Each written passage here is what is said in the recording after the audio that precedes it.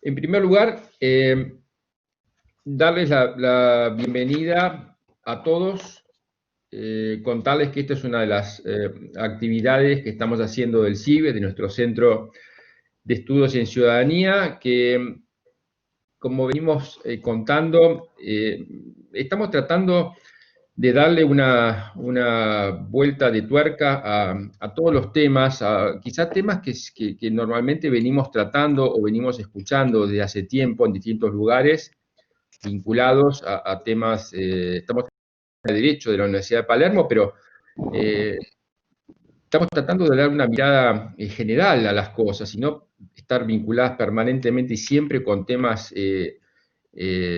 jurídicos, ¿no? Pensamos que el derecho y la justicia no es solamente lo vinculado a lo legal y tampoco a lo judicial. Entonces, estamos tratando de mirar un poquito más allá de esto y por eso es que vemos las distintas aristas que tienen los distintos, cada uno de los problemas y las distintas cuestiones, así que mezclamos un poco de todo, lo que es política, pero la política en el sentido, en un buen sentido, en la política pensada como en la vinculación que tenemos o que debemos tener cada uno de nosotros en nuestra vida cotidiana, pensando en la convivencia con otras personas. No vivimos nosotros solos, sino que vivimos y convivimos con otras personas, y desde ese punto de vista no solamente nuestra vida cotidiana trabajamos y lo que hacemos lo hacemos solamente para nosotros mismos, sino que también existe un espacio público común en el que interactuamos con otras personas, aún para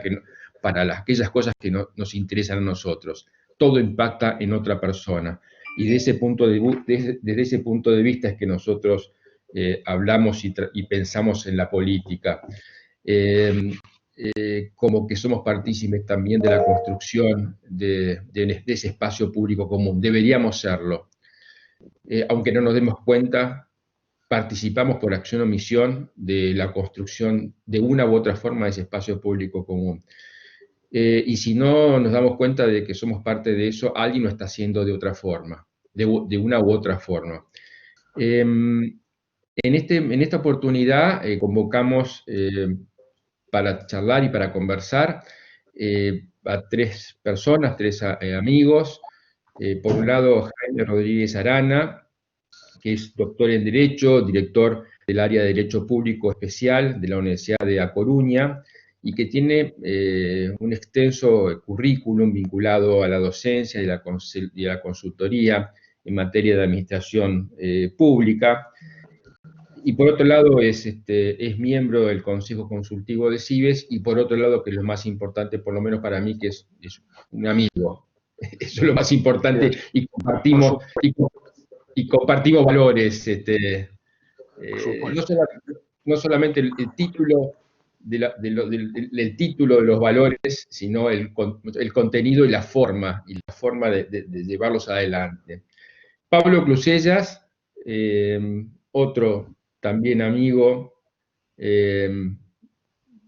es actualmente auditor de la Ciudad de Buenos Aires, pero fundamentalmente viene trabajando hace mucho, mucho tiempo, fue secretario legal y técnico de la Nación, y también trabajó en la Ciudad de Buenos Aires, junto con nuestro invitado, que después de muchos años también lo considero un amigo, después de pelearnos mucho tiempo, tipo aguerrido y fuerte y duro, Eduardo Martelli, que fue secretario de Modernización de la Nación y en la Ciudad de Buenos Aires, junto con Pablo también Clusellas, fue impulsor también de toda la política, ambos también de la política de modernización en la Ciudad de Buenos Aires, que fue iniciada en el año, creo que fue 2007, ¿no? O por ahí, ¿no? Sí, 2008, sí, 2007. O 2008. 20 días, 2008 empezamos. Que realmente yo creo que una cosa fue realmente para mí una revolución que hicieron en la Ciudad de Buenos Aires, y exitosa, y que continúa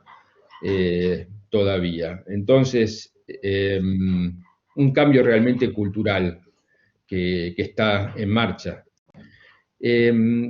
Entonces, bueno, ellos tres son los que hoy vamos a tratar de conversar un poquito en una forma descontracturada y tratando de mezclar un poco las cosas que ellos pudieron hacer o que están haciendo. Jaime dando un poco su experiencia en España, vamos a comenzar con él, y Pablo y Eduardo acá, lo que ellos hicieron primero en la ciudad y después a nivel nacional. Y no solamente lo que hicieron, sino también un poco cuáles son las anécdotas con las que nos encontraron y un poco las características que tenemos los argentinos frente a estos cambios también culturales, ¿no? Bueno, entonces vamos a comenzar con Jaime, y más allá de lo técnico y del currículum que tiene Jaime, yo no quería dejar de destacar que para mí Jaime, yo lo conocí a Jaime a través de otra cosa distinta de esto, y que fue yo aprendí muchísimo de Jaime porque él realmente trabajó mucho en lo que significaba una política ideó una política integral, en lo que es una política de centro realmente. Estoy hablando de las épocas en las que Europa transitaba, creo que en los años 90, en lo que se llamó las terceras vías, en la época de las terceras vías europeas, iniciadas en la época de Tony Blair, estamos hablando de Inglaterra, por otro lado también Alemania, y España también andaba dando vueltas por ahí. Estamos en una época también de Aznar, y yo creo que Jaime fue una de las pocas personas que yo vi que escribió y que pensó algo de esto, algo moderado, algo de centro verdaderamente, que no era ni puramente, no era algo ni socialista ni neoliberal, era algo que se salía de ese segmento que unía siempre la izquierda y la derecha, y a mí realmente me gustó muchísimo eso, y creo que un poco, y lo tomo como ejemplo porque realmente creo que después de los años, esa un poco decepción que a lo mejor sufrió Jaime en ese momento, porque creo que un poco me pasó a mí en la actualidad, donde rápidamente creo que la economía termina subsumiendo y llevándose, arrasando todo, y después uno se queda vacío y a veces los otros terminan rápidamente llevándose puesto la posibilidad de cambiar cuando se llega al poder. Entonces, bueno, ahí lo conocí a Jaime, y por eso es que destaco, más allá de lo que es el tema de los cambios y la experiencia que él tiene en el tema de la administración pública y la modernización, destaco en eso que para mí Jaime fue un maestro realmente. Entonces, bueno, más allá de eso, Jaime, ¿cómo ves el tema de España? ¿Cómo ves actualmente ahora, cómo se fue adaptando España a esto? Y sobre todo en la época ahora de la pandemia, ¿no? Al español, al ciudadano español, cambios. Muchas gracias, Mauricio. Muy buenas tardes a todos. Es un placer estar con vosotros en este coloquio, en esta tertulia de CIBES. Me honra que se me haya elegido para integrar el Consejo Consultivo del Centro, que acepto con mucho gusto. Y la verdad es que poder compartir tertulia con Eduardo y con Pablo y contigo es muy agradable.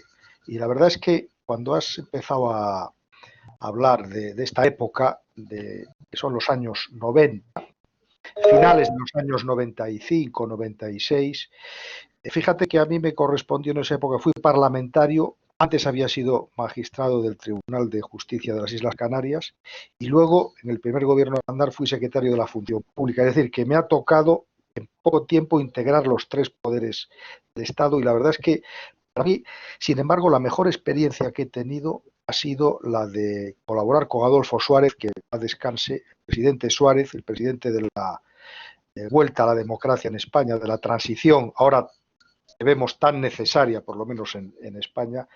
Fueron unos años realmente apasionantes porque se me pidió que pensara y que reflexionara sobre las terceras vías, sobre la moderación en la política y sobre el espacio del centro. Y ahora cuando te referías a esto, a mí me venía directamente a la mente que ante los cambios que se están produciendo ante la pandemia y como ha ocurrido en la historia de la humanidad, pues oye, aparecen las tres posibilidades, ¿verdad? La de la revolución, la del inmovilismo y la de las reformas, que son siempre las tres opciones que hay para afrontar en las situaciones como las que nos encontramos ahora. Y en ese sentido, en esos años, se decidió caminar por las reformas. Primero porque la revolución ya hemos visto las consecuencias que tiene, ya hemos visto cómo han terminado todas las que conocemos y por lo tanto las que están en marcha ahora van a acabar igual que ocurrió en el pasado porque participan de la misma metodología. El problema está en los inmovilismos, el problema está en las visiones que te dicen vamos a cambiarlo todo para que todo siga igual, siguiendo al maestro Tommaso de Lampedusa, algo que es bastante frecuente en la política. Y yo cuando estaba transitando y estaba pensando sobre las características del espacio del centro, que me acusaban y me decían, pero oiga, si es que eso no existe, eso es imposible, o se es de derechas o de izquierdas, o es liberal o se es intervencionista, eso es imposible, la tercera vía no existe.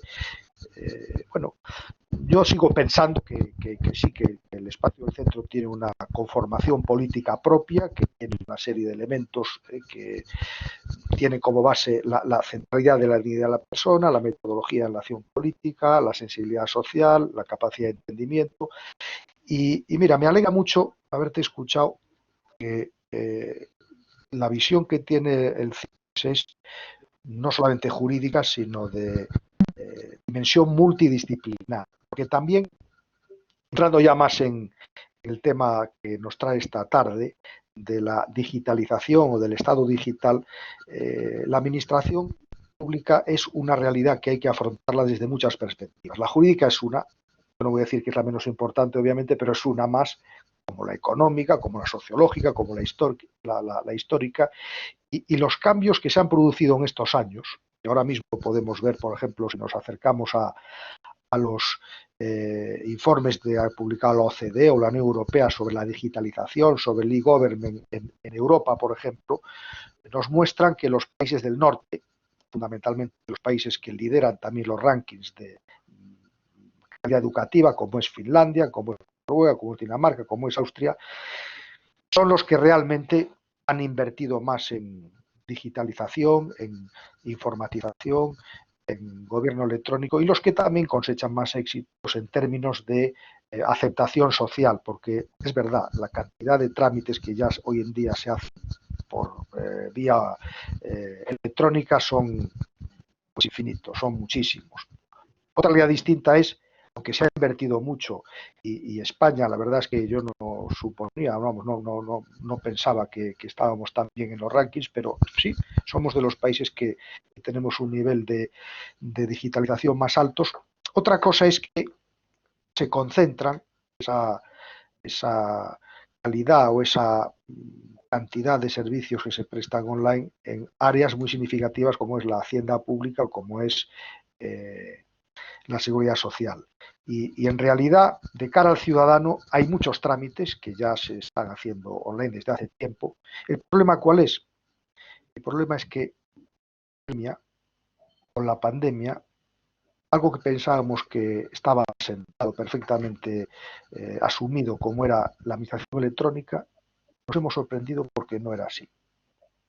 Y yo me pregunto, lo digo porque hoy en mi Twitter he puesto una cosa que es una afirmación polémica que siempre suelo poner algunas, ¿no? Dice, si los ciudadanos fuéramos más conscientes de que somos los dueños, soberanos y propietarios de los poderes del Estado,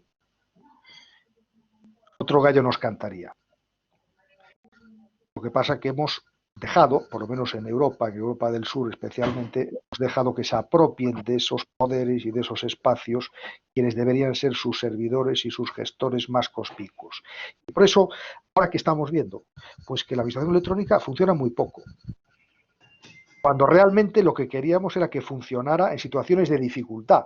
Porque Yo me imagino que el Estado de Derecho es fundamental cuando hay más dificultades.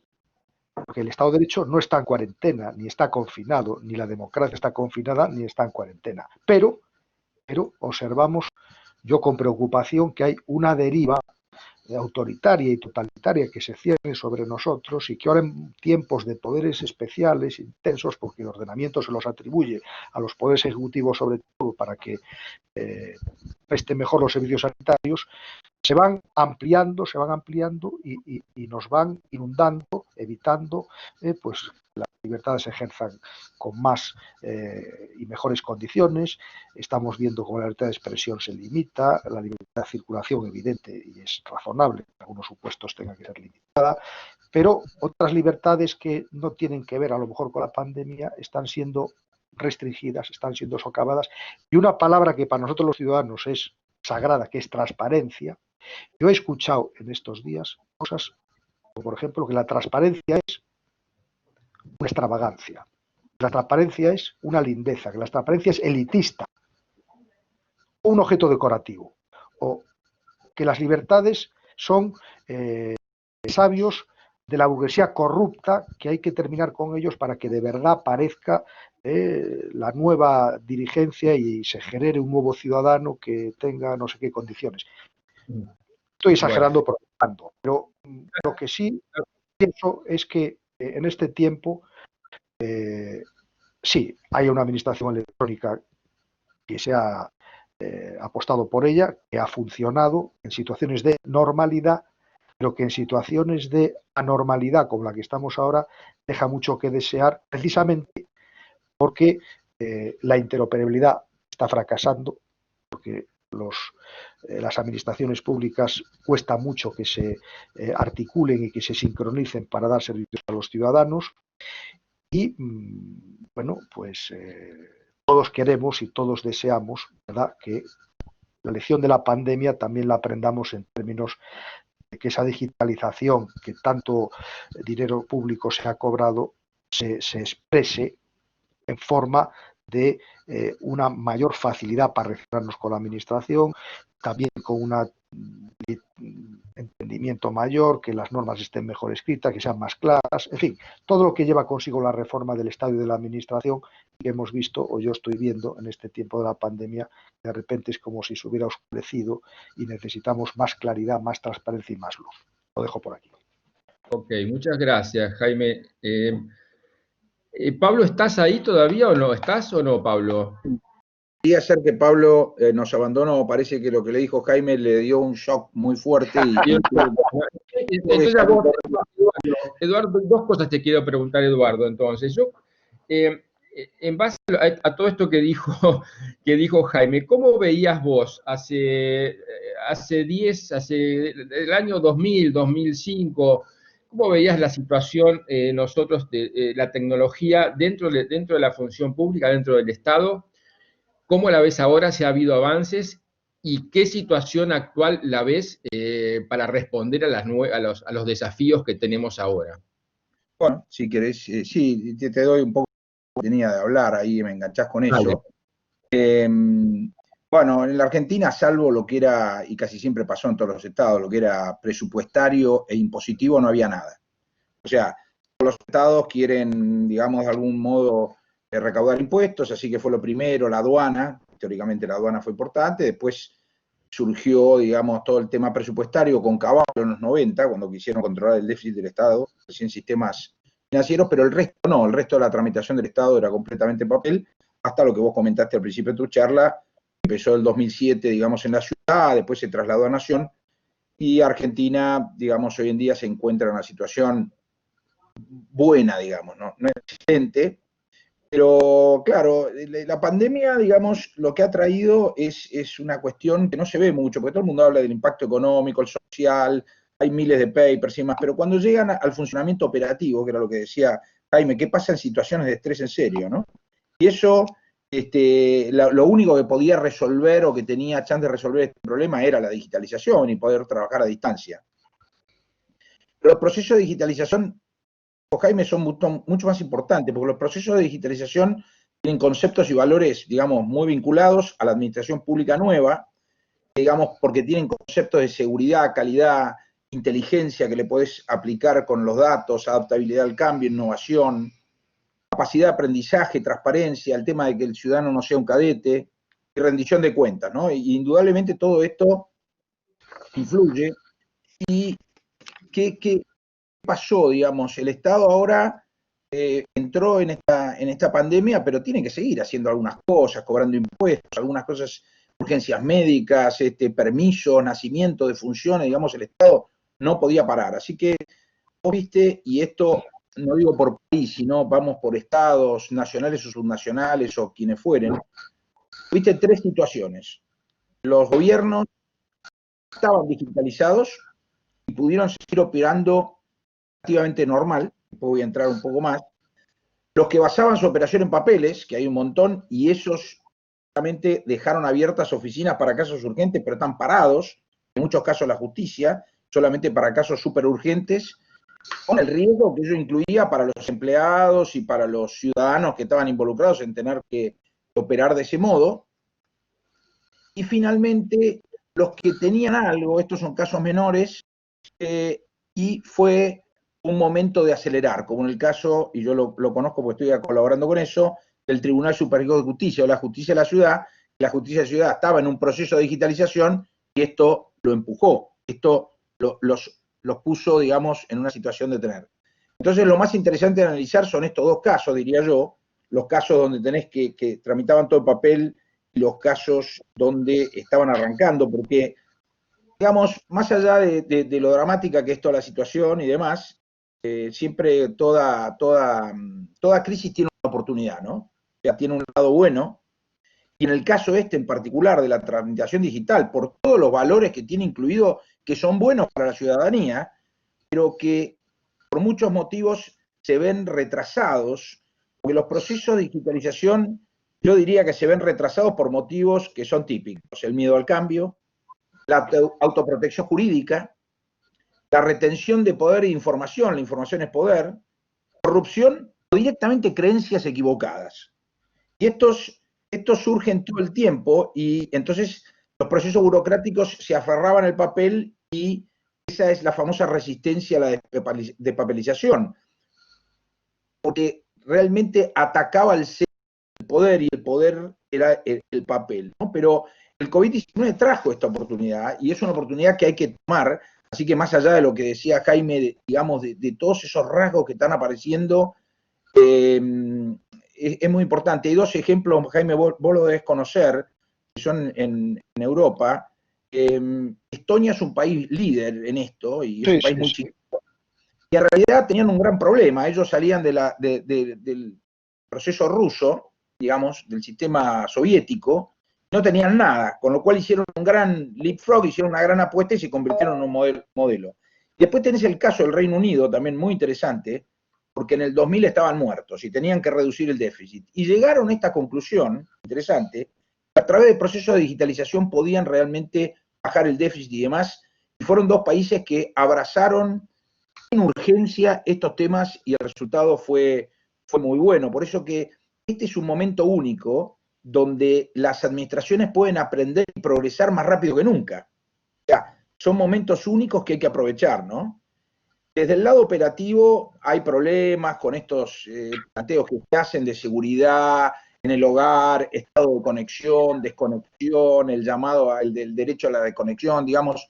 Hay planteado el equipamiento apropiado, la conectividad, hay un montón de barreras todavía que solucionar, pero finalmente los estados que lo hicieron diría que están teniendo, o que ya tenían una infraestructura, y en el caso de la Ciudad de Buenos Aires, el caso de Nación, digamos, la están campeando bastante bien, han seguido funcionando relativamente bien, pero también se junta ahora, están todos, y esto es una parte, estamos haciendo algo completamente en el aire, que hay también casos donde han demostrado que la experiencia, digamos, no puede ser tampoco completamente digital, ¿no? Tampoco es que, aunque yo he empujado esto y esto, que ha habido casos, digamos, hay bastantes casos interesantes, uno que han publicado en Yahoo y otro en Hewlett Packard, donde después de un largo tiempo de trabajo remoto, no se superaron, digamos, algunos obstáculos, y los aspectos positivos de esa experiencia fueron peores que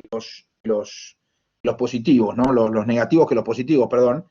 Así que hay que pensar que esta nueva normalidad, la que están hablando, operativa, no puede ser el día de mañana todos en su casa y demás.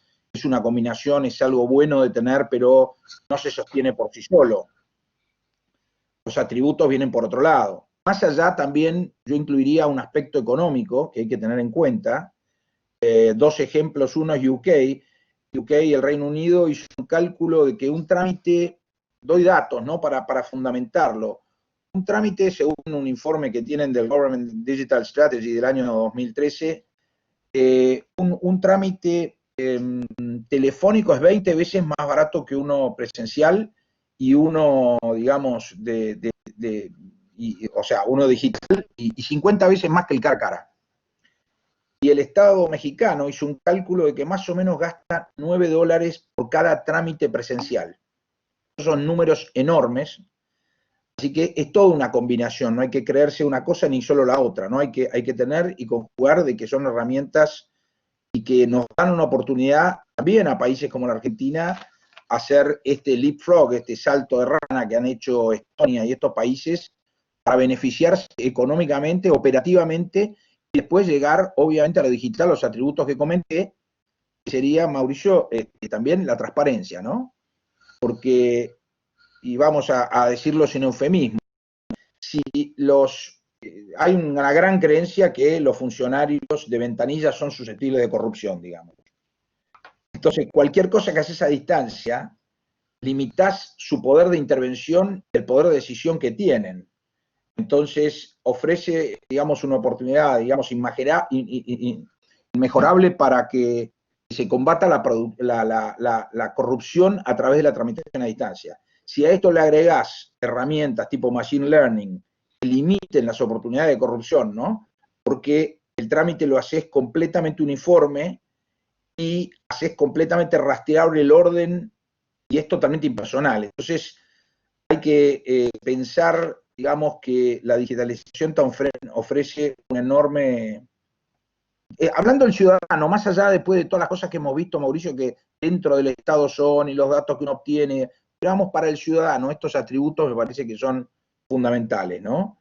Así que yo ya, y más allá de que tenemos que volver a una normalidad con la gente en sus oficinas, yo no creo que todo va a poder mantenerse hacia distancia, la tramitación de... Eduardo, Edu, te quiero hacer una consulta, Eduardo. Sí. Una consulta concreta, que de paso aprovecho, así vamos incorporando a la gente. La plataforma TAD, ¿está ofreciendo resultados concretos? Sí, sí. Acá me consultan, dice que los plazos son demasiado extensos, los trámites quedan pendientes. De vuelta, es esto que yo estaba tratando de decir recién, que no es una sola cosa y que también, ¿qué sucede? La productividad que tienen en las casas, o sea, en verdad antes la operación caía en la oficina y la gente resolvía. ¿Es la plataforma TAD para los que no saben? La plataforma TAD, ¿qué es?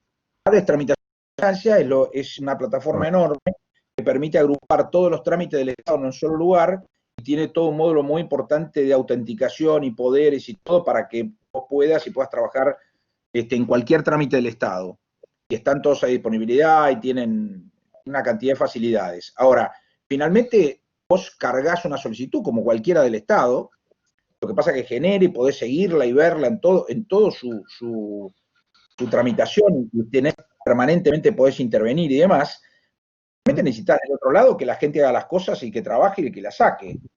Y los niveles de productividad, era lo que comentaban estos ejemplos de Yahoo y de Hewlett Packard, finalmente descienden, o sea, Mauricio, hoy en día algunas cosas que se pueden resolver con alguien que viene al lado no están sucediendo, están en la casa, hay tiempos, lo que escucho es que obviamente la ventanilla está abierta, pero los tiempos y las demoras siguen existiendo porque muchos de los temas no se resuelven. No se resuelven por esta cuestión del financiamiento. Así que, no, yo te iba a decir nada más finalmente ahí que me parece que lo de la tramitación digital debe ser, hablando de esto en un foro de ciudadanos, debe ser casi un derecho ciudadano. Y se podría, si digamos ustedes que están en el derecho, establecerlo como casi como un derecho ciudadano, ¿no? y que esta mirada que doy, que la tecnología no es en sí, y que el funcionario no se debe enamorar de la tecnología, uno pone tecnología por poner tecnología, sino que tiene estos valores, tiene estos beneficios, pero también requiere de lo otro, requiere de que se sigan dando algunas cuestiones humanas, y por ahí no estaban todos preparados, Mauricio, para trabajar en su casa a distancia y nunca verse. Después de 8 meses de distanciamiento en Argentina, imagínate el proceso que están sufriendo toda esta gente, ¿no? Tanto el ciudadano como el funcionario. Sí, escúchame, ¿Pablo está? ¿Lo tenemos a Pablo por ahí o no? Porque quiero ver el tema de los valores. A mí se le cayó Le cayó un cortina. ladrillo en la cabeza. Volviendo al tema de los valores y cómo terminó Jaime, a mí lo que me preocupa también es, una cosa son los aspectos técnicos, aquellas cosas que a nosotros como ciudadanos nos pueden interesar para hacer trámites y para agilizar aquellas cosas que nos puedan servir en la vida cotidiana, para hacer más rápido ciertas cosas que nosotros necesitemos. Otro tema son, como decía Jaime, son cosas que estén vinculadas a ciertos derechos que nosotros tengamos y que están más ligadas a cuestiones de privacidad de nuestras...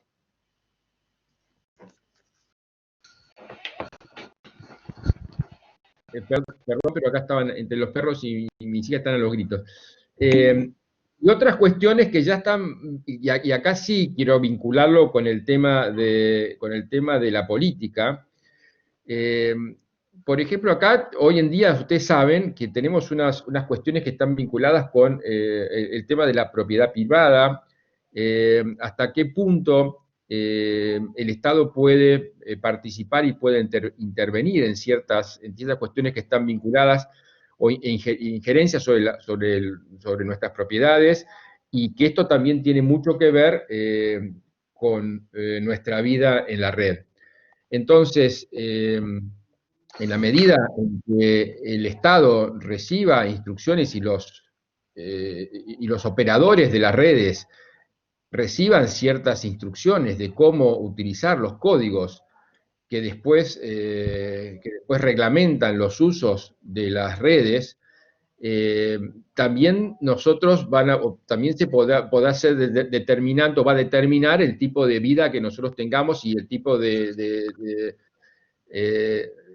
es lo que va a suceder con nuestros datos y con nuestra vida en la red. Entonces, esto ya trasciende simplemente el hecho de un trámite, cualquier trámite que nosotros podemos realizar, sino que nuestra vida en la red, en que nosotros realizamos un montón de cosas, también va a ser afectada. Entonces, ciertos valores que hoy estamos acostumbrados a defender nosotros en la vida, en la vida tangible, también nosotros trasladados a la red también pueden ser afectados. Estamos acostumbrados a una regulación. Cuando hablamos estamos acostumbrados a regular la vida en la vida concreta y la vida tangible, pero no estamos acostumbrados tanto a cómo se regula la vida en el ciberespacio. Entonces, bueno, esto también me preocupa, sobre todo cuando esto cae en manos del Estado. Pienso en China, por ejemplo. Entonces, ¿cómo lo ven esto, Jaime? Pues mira, la verdad es que has planteado temas que son todos muy interesantes y que darían para un seminario cada uno de ellos. Pero mira, a mí se me ocurre, en Francia, ahora en estos días, el Consejo de Estado, a través de un juez de referé de medidas cautelares positivas, nada menos que ordenó, por falta de cobertura legislativa, el funcionamiento de unos drones sobre el espacio de París que, bajo el concepto de vigilancia sanitaria, estaba interceptando datos personales de los ciudadanos y no había garantías de que esos datos se utilizaran solo para la lucha contra la pandemia. Y anuló el funcionamiento de esos drones. Dos razones. Primero, el tema de la libertad y la ley.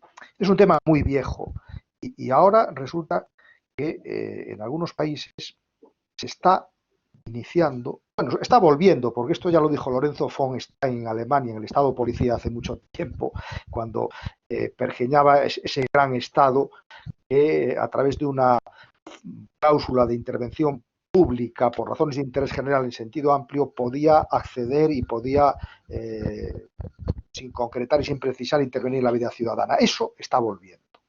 Ahora, a mí lo que me parece preocupante, primero, es que las intervenciones no sean tasadas, que no sean precisas, concretas, y que se admitan este tipo de intervenciones amplias que están prohibidas por el derecho universal, digamos, en todo el derecho comparado, y luego que se esté perdiendo esta sensibilidad en relación con la ley como el espacio normativo a través del cual se pueden, cuando sea el caso y justificadamente, restringir derechos y libertades. Y esto, a su vez, nos trae otra cuestión muy polémica para mí, y triste, porque yo creo que hay mucha gente que está dispuesta a ceder aspectos de su libertad y de su privacidad en aras de la seguridad.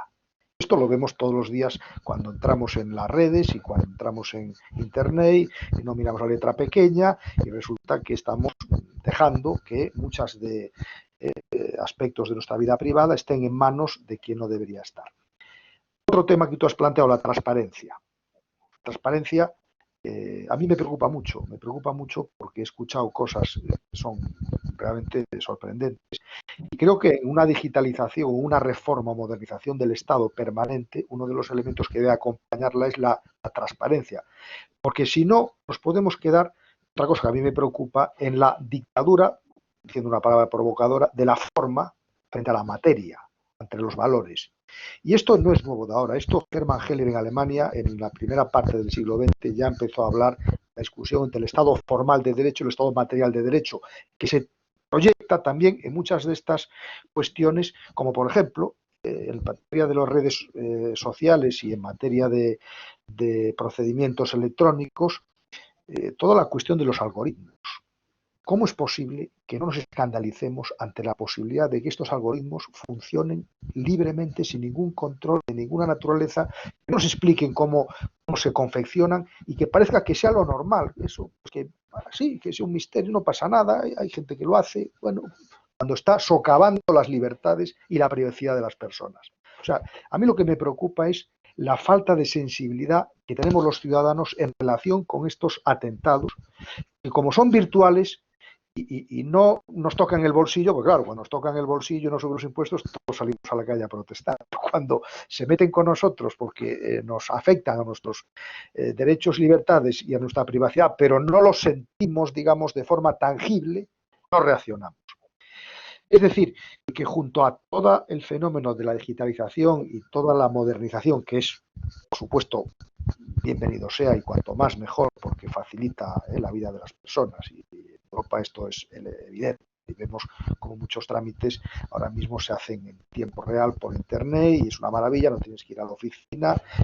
Pero también hay otro sector, como consecuencia de los países que tenemos descentralización política y administrativa, y donde las administraciones diferentes, en Alemania los Länder, en Italia las regiones, en España las autonomías, no estamos sincronizados unas administraciones con otras, y esto ocasiona al ciudadano grandes problemas. Por ejemplo, el derecho a la buena administración tiene un derecho específico, muy prosaico y muy importante, que es el derecho a que no te pidan documentos que obran en poder de la administración, sea cual sea, la del Estado Nacional, la de la provincia, la de la comunidad autónoma, la del ayuntamiento. ¿Cómo es posible que a día de hoy, 2020, tú vas, por ejemplo, en España, a hacer un trámite y si esa administración no está en interoperabilidad con la administración provincial o autonómica o la nacional, pues a recorrer el peregrinaje administrativo, lo que decía en el siglo XIX Mariano José de Lara: vuelva usted mañana, dése una vuelta, a ver si tiene suerte, y en otra oficina más adelante, y haga usted un viaje y encuentre a ver si tiene suerte. Estas cosas son compatibles con trámites rápidos que nos resuelven los problemas. El DNI, por ejemplo, es una maravilla, ¿no? Tú te haces el DNI en minutos, ¿no? O en un aeropuerto te hacen un pasaporte si lo has perdido, y esto antes era imposible, porque las nuevas tecnologías están puestas al servicio del ciudadano. Ahora, la pregunta que hago a modo provocador también es, muy bien, todo esto está en marcha, pero esto lleva a la calidad democrática, no lleva a la calidad democrática. El gobierno electrónico, cuando te dicen, bueno, usted va a poder hacer aportaciones a las normas se van a plantear. ¿No sería lógico que desde esos gobiernos, administraciones,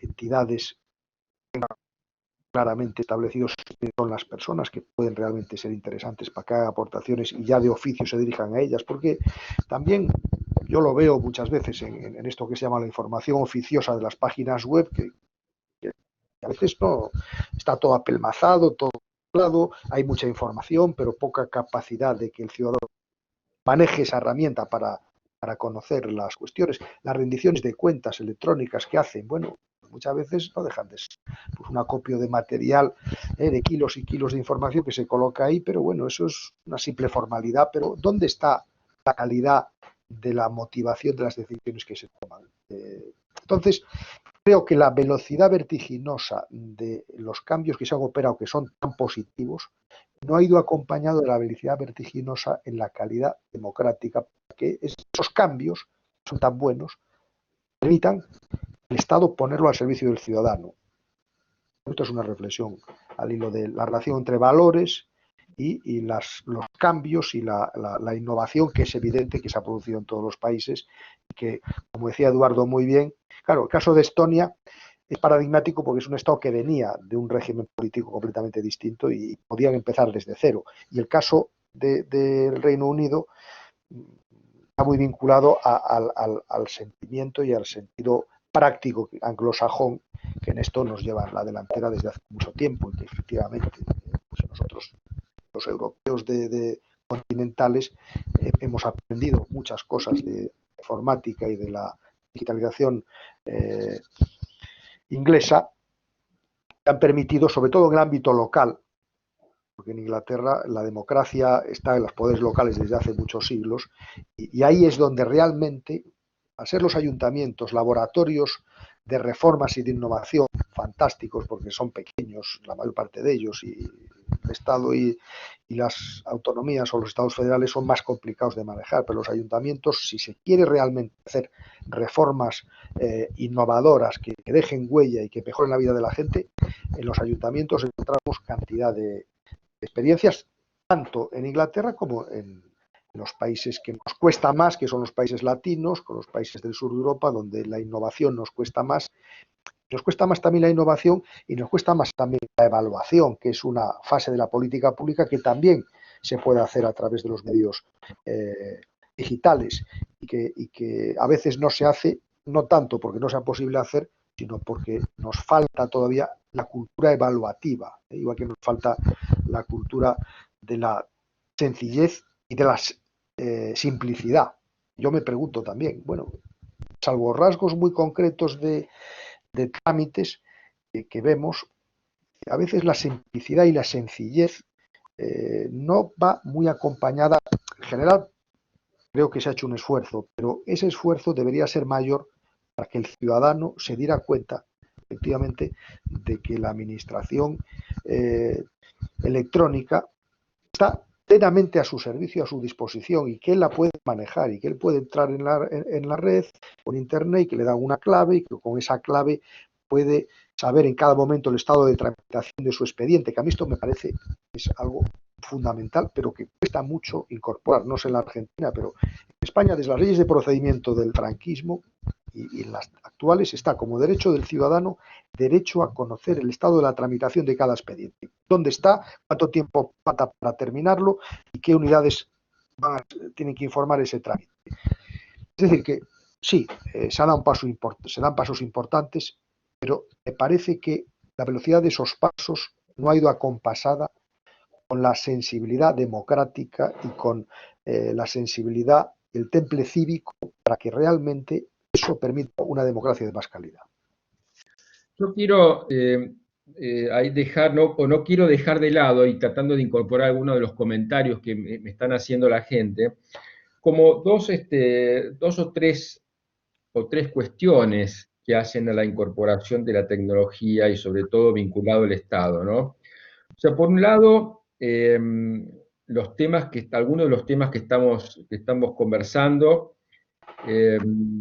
que es el tema de la administración pública y la digitalización y el mejoramiento, de los sistemas donde se obtienen beneficios por parte del Estado para administrar la información en los procesos internos y para que fluya la información y mejore esos circuitos internos de la información dentro del propio Estado, ya sea el Estado nacional o su vinculación con los estados, con las provincias, con estos expedientes digitales.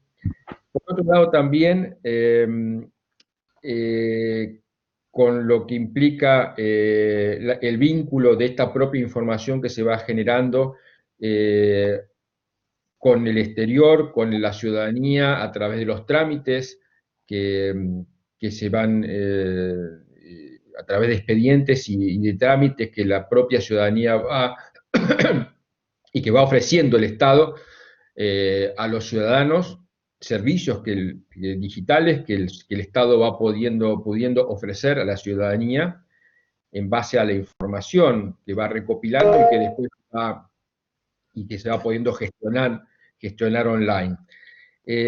Por otro lado también... pero eso, Mauricio, si me dejas responder, porque ahí te empalmo algo, alguna idea. Sí, pero ahora te digo las cosas y te digo, porque esto es para vos. Entonces, eso es una cosa. La otra rama también dentro del Estado es el tema de la educación, o sea que también lo veo que es algo que el Estado, que tiene la obligación de dar una educación primaria, educación secundaria, cómo utiliza la tecnología para dar educación y para cerrar esa brecha digital, lo veo como otra función. Y dentro también, entonces, del Estado, pero ya en otro poder, que no puede ser el poder ejecutivo, sino que puede ser otro poder, no lo quiero dejar de lado porque también son las preguntas, y ahí lo voy a dejar a Pablo después, es el tema del Poder Judicial, ¿no? Que es otra cosa aparte con una cultura distinta. Creo que por lo que explicó Eduardo, quizá debería ser mucho más simple todo lo primero, porque basta un ejecutivo que le ponga las pilas y vaya adelante con todo y voluntad política, que un sistema judicial que es anquilosado y que tiene otras cuestiones para implementar la tecnología. Bueno, no sé si está Pablo por ahí. Pablo, ¿estás o no? No. Bueno, entonces, Edu, te dejo entonces con esto. Yo, enganchando con lo que comentabas recién y dijo Jaime, explicarte algo por ahí. Yo he estado estos últimos 12 años, 13 años ahora, aunque no son un número muy bueno, si hay uno es supersticioso, involucrado en este proceso, y hicimos algo un poco distinto, porque hubo todo un proceso y creo que parte de la resistencia, el tiempo que tardaron los procesos en digitalizarse, fue porque es cara la digitalización, en España particularmente fue muy cara, tengo visto el caso, y querían hacer una gran reingeniería de todos los procesos antes de hacer, un streaming de todo lo que querían hacer. Y eso llevó a una gran demora y un gran costo. Nosotros fuimos por un camino de digitalizar brutalmente como estaba, porque la lógica digital y todo lo que se produce después es tan diverso que llegamos a la conclusión que había que digitalizar. Y esto que vos comentabas, Jaime, todavía no está, la democratización y qué va a pasar, yo creo que es un proceso enorme que viene atrás. Y que sea un Estado inteligente, que empiece a usar todo bien, que la interoperabilidad sea esto del once only, ¿no? Que vos decías que no puede ser que una oficina te pide una cosa y no lo otro. Yo lo comenté como que el ciudadano no sea un cadete. En realidad, no estamos en un final de un proceso, veo absolutamente como un inicio del proceso. Y tenés que pasar del concepto del e-government a un concepto de un I-government, por intelligent government, un gobierno inteligente. Un gobierno, esos datos, esa interoperabilidad, esos procesos, cuando los digitalizaban, los pensaban desde una lógica y un proceso en el papel y cómo funcionaban. Y cuesta mucho que toda esa gente culturalmente se adapte y empiece a pensar todo en otros términos de velocidad, de cómo operar, de cómo usar la información, de cómo incluir herramientas de automatización tipo machine learning para que ciertos procesos se resuelvan automáticamente. Todo es una mentalidad y es una cultura. Las culturas tardan bastante tiempo en producirse, con lo cual yo creo que estamos todos involucrados. Bueno, Estonia estará más adelante y demás, pero si lo pensamos bien, estamos todos en el primer momento, es como el primer momento. O sea, logramos que adoptaran las computadoras, logramos que hicieran el trámite digital, logramos que lo tuvieran, pero lo que viene ahora, entiendan cómo se usa, entiendan la lógica, la ética, la transparencia, todos los valores que están atrás de eso, que eran parte de los que yo mencioné al principio, y que va a ser una pelea que viene ahora. A mí me angustia, no sé si angustia, preocupa, digamos, que crean que esto del e-government es la llegada, y no es la llegada, es un punto de partida a un gobierno inteligente y un concepto completamente diferente de cómo se debe administrar el Estado. Y las herramientas están ahí, pero requiere un cambio cultural muy grande y de ver los procesos de un lugar muy distinto. Y cuesta enormemente. Yo creo que va a costar o más que lo que costó lo primero. O sea, y te lo digo, Mauricio, realmente estamos entrando en un proceso que ahora están los datos. Hoy estuve una charla con varios miembros del Tribunal Superior de Justicia de la Ciudad, mostrándoles cosas de inteligencia artificial que hacen hechos sobre juicios y tendencias y cómo fallan las cámaras y tratando de hablar con ellos de lo que viene o para qué lo están haciendo digital. La discusión es que todos entendamos, me parece, este es un punto de partida. O sea, logramos lo básico, pero ahora tenemos que lograr algo mucho más interesante. No sé si eso, Mauricio, responde un poco lo que vos estabas apuntando. Sí, me queda claro que estamos en el inicio del proceso, Pablo.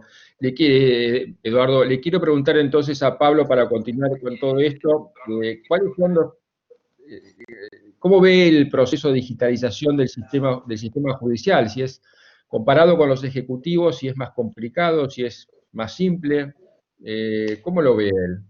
Sí, yo creo que participamos con Eduardo de procesos de digitalización de administración pública hace 13 años. El ejemplo de la ciudad, la resistencia que hubo, la cantidad de cosas que hubo que hacer. Cuando estuvimos en Nación, la cosa ya estaba un poco más aceptada. Fue más fácil, al menos el inicio. Y a mí lo que me llama la atención de mi experiencia en la auditoría por la pandemia es que la pandemia nos puso en una situación de que o nos hacíamos digitales o directamente no funcionábamos. O sea, a mí el impacto fue enorme, tuvimos que usar lo que teníamos, el mail, y ser digitales con mail, una cosa muy rara, y usar, bueno, los sistemas de reuniones así a distancia, porque si no, no existíamos, es decir, si no directamente no funcionábamos. Y la velocidad con que lo hicimos, pues yo dije, bueno, tenemos que hacerlo así, y lo hicimos en una semana. Por supuesto que la justicia viene muy atrás por muchas razones, porque no tiene la necesidad de hacerlo, porque el ciudadano, digamos, no tiene tanta demanda todavía, es una demanda muy lenta de la velocidad de la justicia, porque los jueces son muy conservadores en este tema y hasta generacionalmente los que están en los lugares de decisión, en las Cortes Supremas, en las cámaras, son gente de analógica, es decir, prácticamente no utilizan la computadora. Bueno, todas esas cosas demoran porque no hay una cultura, pero inevitablemente van a tener que comenzar a digitalizarse. Yo creo que es una cuestión inevitable, como dijo Eduardo, iniciar el proceso, el punto de partida. Es decir, si no, por supuesto, la justicia puede funcionar como está, cada vez va a abarcar menor cantidad de conflictos, y bueno, y la gente atenderá sus conflictos de otra manera, porque la justicia no va a quebrar, digamos, no quiebra, sigue existiendo. Ahora, la posibilidad de influir sobre los conflictos de los ciudadanos va a ser cada vez más alejada, digamos, salvo algunos casos puntuales. O sea que hoy la pandemia te ha acelerado ese proceso y te ha puesto en una situación donde, si bien la justicia no se lo plantea, y no lo tiene, al menos la justicia argentina no lo tiene como idea, pero no hay una estrategia, no está invirtiendo, no está haciendo lo que tiene que hacer, hay una realidad que hoy se le impone. Y si no lo hace, para mí va a tender a desaparecer como poder, va a ser cada vez menos influyente, va a ir desapareciendo y la gente, bueno, resolverá su conflicto de otra manera. O sea, esa es la situación que la ve hoy la justicia, como que no hay una voluntad, una decisión de hacerlo, por muchas razones, no tiene la presión del Ejecutivo, pero tiene la situación de la pandemia y la situación de la digitalización que se le viene, que lo hace inevitable. Espero que haya un liderazgo que realmente ese liderazgo lo tome en serio y que lo haga porque es una cuestión de tiempo, si no desaparecerá, no va a desaparecer cualitativamente, pero cuantitativamente va a desaparecer como poder.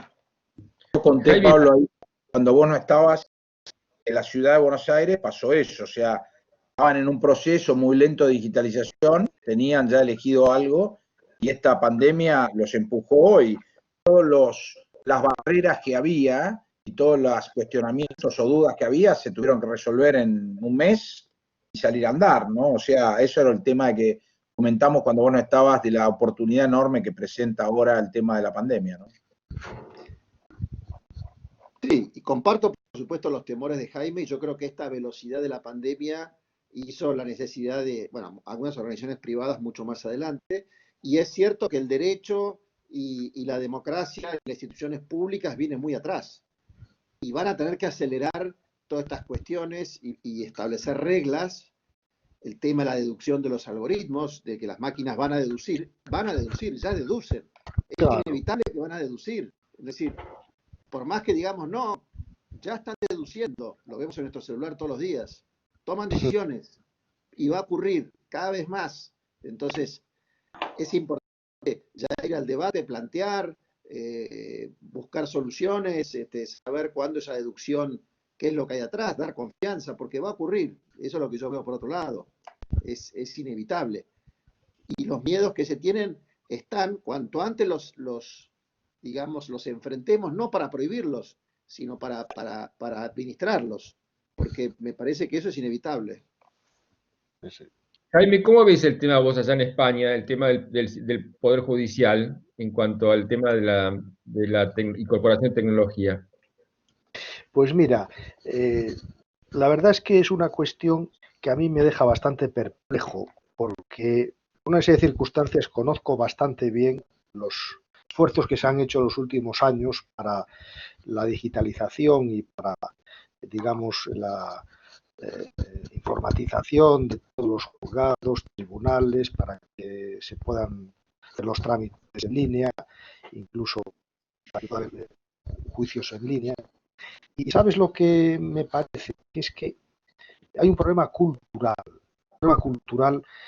serio, muy serio. Y creo que hay que abordarlo.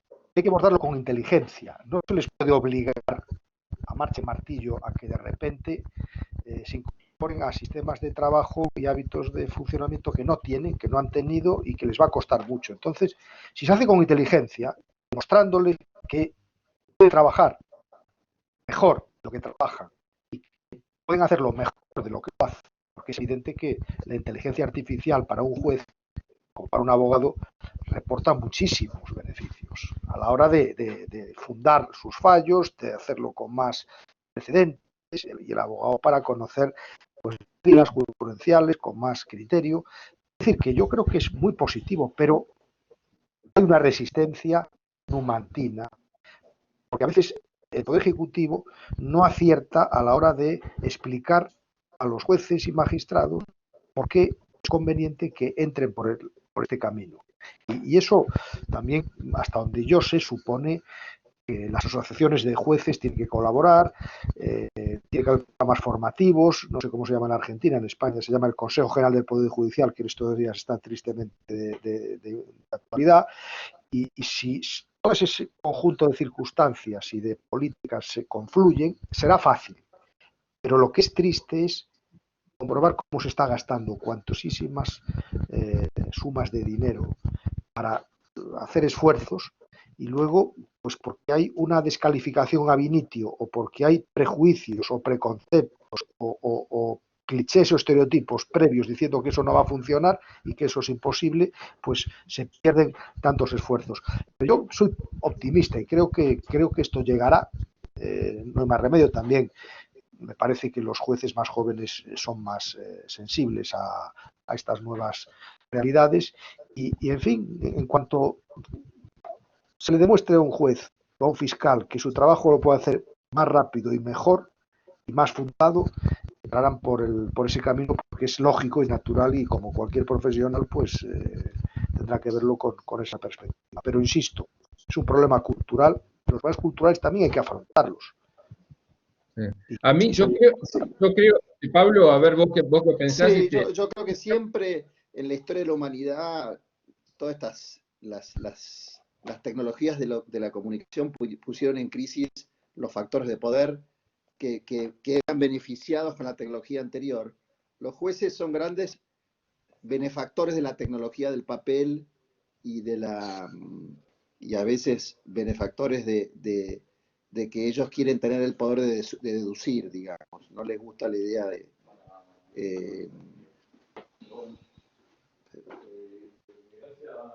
Hola. Te escuchamos, ¿eh? ¿Me escuchan? Bueno, sí, los jueces, yo creo que no les gusta, conceptualmente, al juez no le gusta perder su capacidad de deducción, la sensación de que un algoritmo puede deducir por él, y siempre quiere tener esa discrecionalidad intelectual, para poner una cosa. Ese es su poder de decidir. Él puede decidir, es la justicia, es la balanza, es el poder de la balanza. Y eso es el momento de mayor poder de un juez. Por eso se va a resistir esa mentalidad a la tecnología, porque la tecnología de alguna manera lo desnuda. La tecnología a veces le dice, mire, esto se puede deducir de esta manera, y que usted tiene que encontrar cómo agregar valor en la tecnología. Usted tiene que transformarse en un nuevo factor de poder, o ejercer el poder de otra manera. Por eso los jueces culturalmente se resisten, porque quieren seguir viéndose como que tienen la balanza de la justicia en la mano. Y la tecnología, de alguna manera, algunas cosas de esa balanza se las pone en evidencia, o les resulta una pérdida de tiempo que ejerzan la balanza para esas cosas. O sea, es la lucha del poder que siempre ha ocurrido en la humanidad, cada vez que ha ocurrido tecnología de la información, donde los que se benefician de la anterior tecnología, porque son los poderosos, se van a resistir. Pero la verdad de la historia es que finalmente pierden la batalla.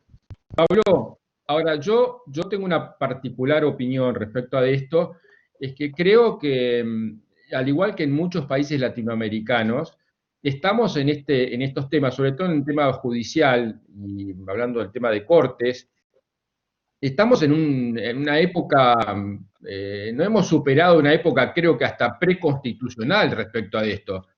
Las cortes de acá, ni siquiera ha llegado la ilustración acá en estos temas.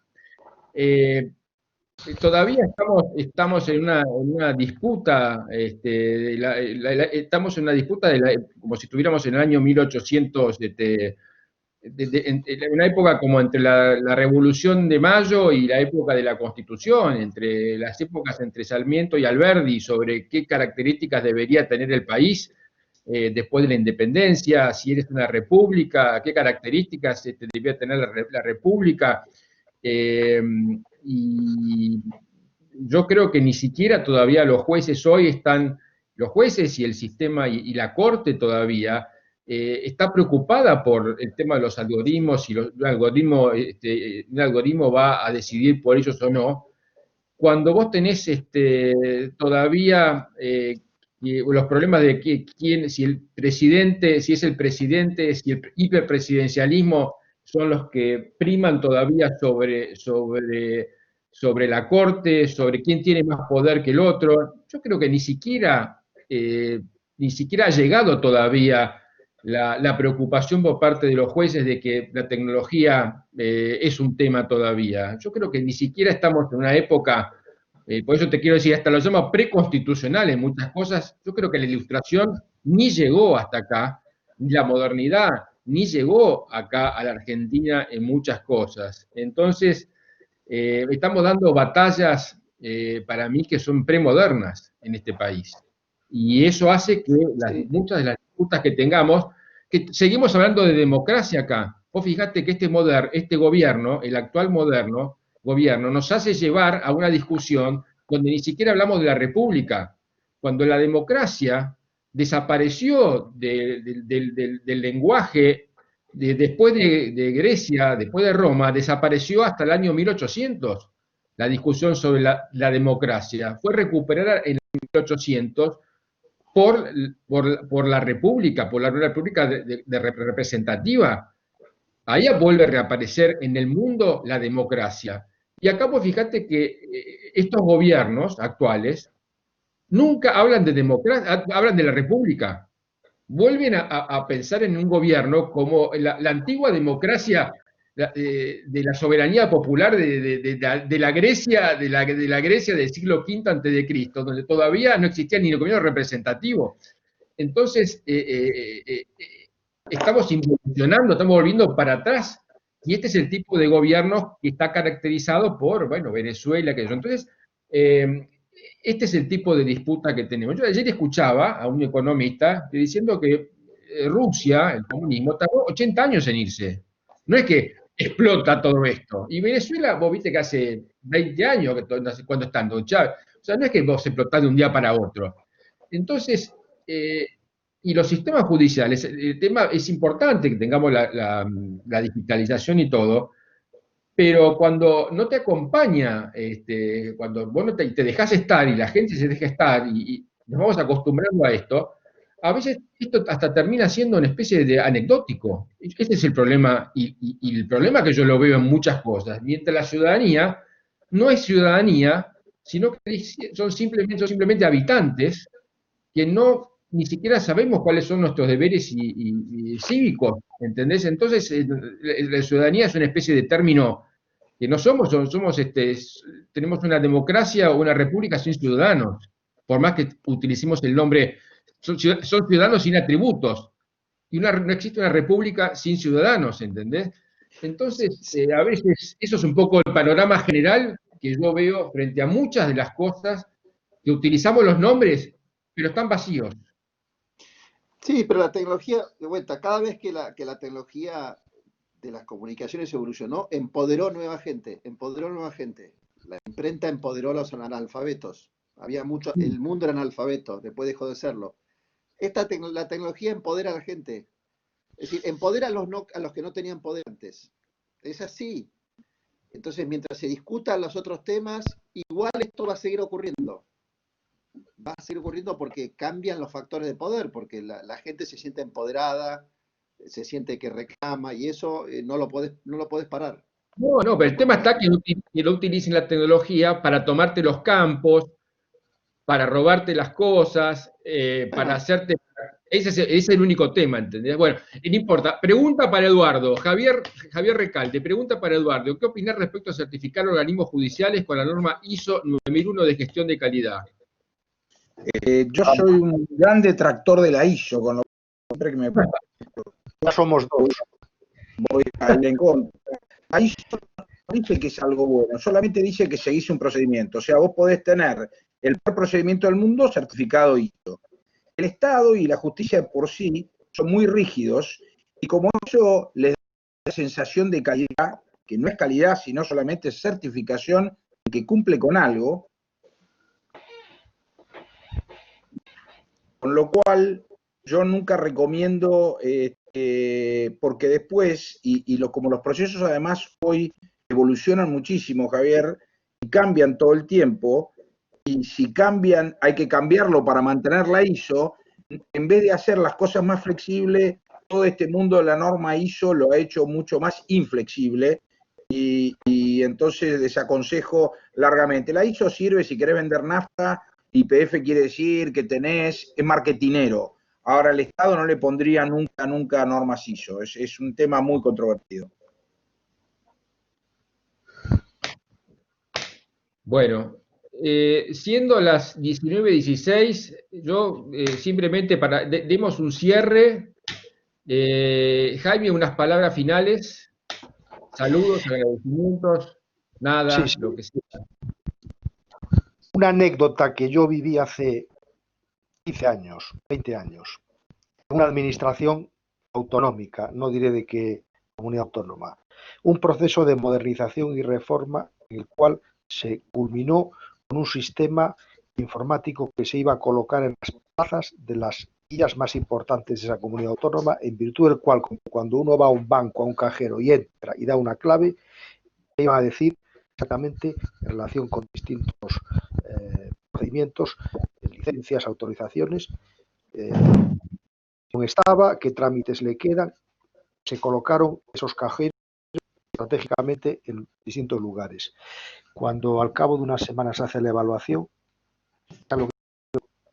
estaban destruidos todos los cajeros. Destruidos todos los cajeros. Moraleja. La gente tiene que entender y hay que explicarle qué sentido tienen las nuevas tecnologías. Yo creo que muchas veces se ponen en marcha valiosísimos procesos de digitalización y de gobierno inteligente electrónico y no se explican qué sentido tienen. Muchas veces pervive todavía la cultura de la que hemos hablado anteriormente, que también tiene que ver, por lo menos en el sur de Europa, con una visión genuflexa y sumisa ante el poder. De manera que la visión crítica, el pensamiento crítico brilla por su ausencia. Y esto también es importante para que ese acompasamiento entre la velocidad de los cambios y las nuevas tecnologías lleven aparejados crecimiento en los valores democráticos. Porque si no, es como cuando tenemos un niño que tiene una cabeza muy grande o que tiene una extremidad muy grande, dice, ahí algo pasa, hay desproporción. Y yo creo que esto es muy bueno, pero necesita un equilibrio y necesita un crecimiento armónico en todos los sentidos. Bueno, para mí ha sido muy grato estar en esta tertulia tan simpática con personas tan inteligentes y con un público tan cualificado y Mauricio, muchas gracias. Gracias. Eduardo. Bueno, gracias a todos por el espacio, por el tiempo de poder hablar y que tener en cuenta de que esto que sucedió con la pandemia para este mundo de la digitalización es una gran oportunidad y que tenemos que empujarlo desde ahí y que en donde estamos parados no es el final del camino, sino es el inicio, ¿no? La gente entienda que tenemos que seguir empujando esto muchísimo, que tiene grandes beneficios para todos los ciudadanos, así que es un camino que no para y que está empezando y como dijo Pablo, van a venir algoritmos, van a haber cosas y empodera al ciudadano y hay que estar atrás, hay que mirarlo, pero hay que empujarlo todos los días. Pablo. No, muchísimas gracias, Mauricio, muchas gracias a todos por su tiempo. Comparto los temores de Jaime, por supuesto, y creo que es así. Y lo que veo, por otro lado, es que es una realidad que se va imponiendo cada vez más, y es imparable, porque el ser humano se destaca por siempre adoptar las nuevas tecnologías de comunicación, desde el abecedario todo. El ser humano evoluciona con la comunicación, algunos más y otros menos, pero empujan los que están más adelante. Y creo que sí, creo que los temores están, pero bueno, van a cambiar los factores de poder y las discusiones las vamos a seguir teniendo, pero cuanto antes las abordemos y encontremos soluciones mejor. Bueno, un saludo, bueno, gracias a todos. Eduardo, Jaime, que ya debe ser tarde allá, y Pablo, como siempre, a todos los que estuvieron, a nuestros amigos, por compartir de nuevo estas charlas. Y bueno, y seguimos adelante. El objetivo que tenemos con este centro es generar y tratar de formar y de educar en ciudadanía, tratar de generar una ciudadanía activa, una cultura cívica que podamos compartir valores comunes, tratar de romper esta grieta y tratar de generar una cultura cívica de mínimos comunes, de valores comunes que podamos compartir entre todos, así que un poco este es el objetivo. Les avisaremos entonces las próximas actividades y muchas gracias y nos vemos en la próxima. Hasta luego, gracias a todos. Chao, Jaime. Chao, Suerte. Pablo, Eduardo, Chao, Eduardo, Mauricio. Hasta luego. Hasta luego. Muchas gracias a todos. Gracias. Chao.